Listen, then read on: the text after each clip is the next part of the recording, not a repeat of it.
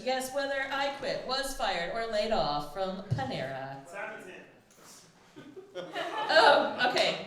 Yeah, you obviously quit. Run! Sorry, I didn't mean to say it like that. You don't deserve that.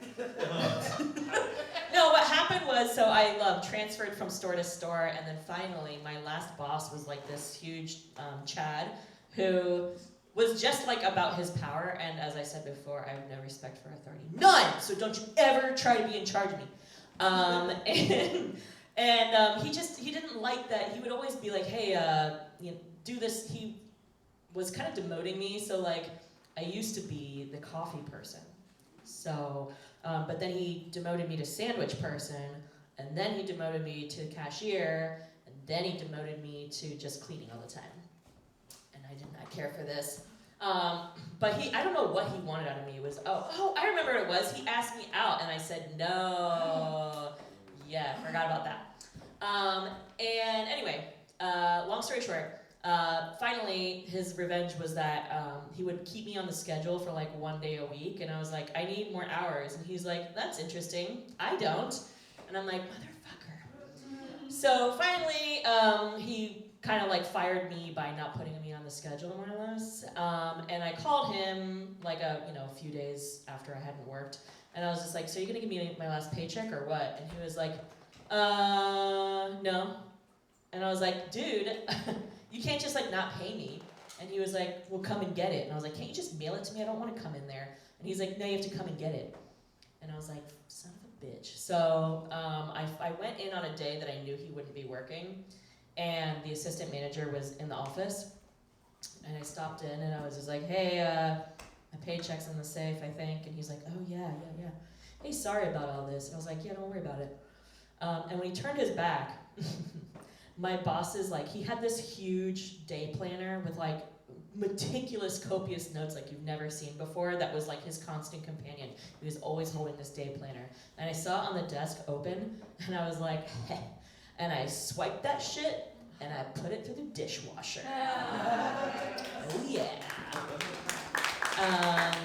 So, Simonton, you don't get a free drink. But you know what you do get? What? To choose the next one. Alright, 1 second. Please hold. Work your magic. Oh, wrong hole. Oh, Sure, you've heard that a few times. Okay, thank you. Oh God, telemarketer at RDI. Oh my God. Do I have a good story about RDI? Okay, so if you were in high school or that was where your education stopped, the best job you could get was at this place called RDI, which was a telemarketing firm, and they paid $8 an hour, which at the time was sick. And everybody there, it was obviously very boring, and you would just call, their big campaign was for this company called Green Tree Financial.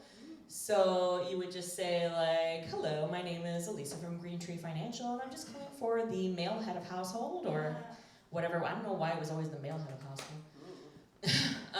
Daddy.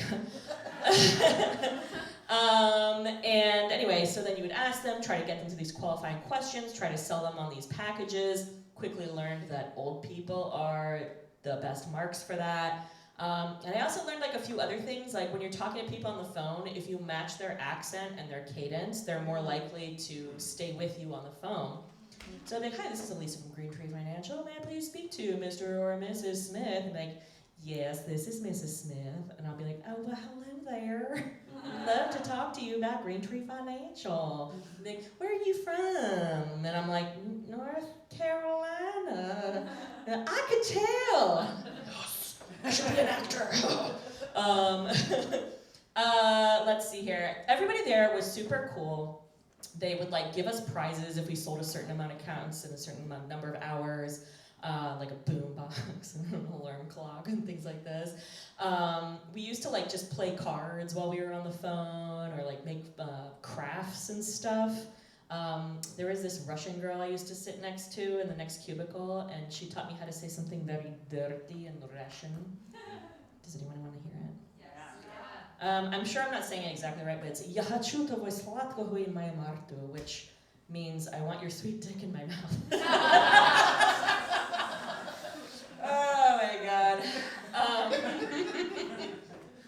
One of my best friends there was this girl named Tasha, who was goth, and she also drove an ice cream truck on the side. And she used to wear like super long velvet skirts and tights, but no underwear. And this is important. And also a lot of patchouli, which is fine. Except for one New Year's Eve, I went to a party at her house, and I just like drank myself stupid, and I was like kind of semi-passed out on the floor. And Tasha was like, "Hey, your mom's on the phone. She wants to say Happy New Year to you." And I was like, "Oh no, God damn it." I was like, "Hey, Mom, Happy New Year." And I'm like down here on the floor, and Tasha's like standing above me while I'm talking on her phone. And like the waft of like patchouli and like, you know, hosiery that have been on not pantied pussy for hours and hours and hours, kind of like was coming down into my face, and I threw up all over her shoes. Charming tale, yes. On that note, I would like to welcome our final team to the stage. Please welcome the very beautiful and wonderful Work Friends.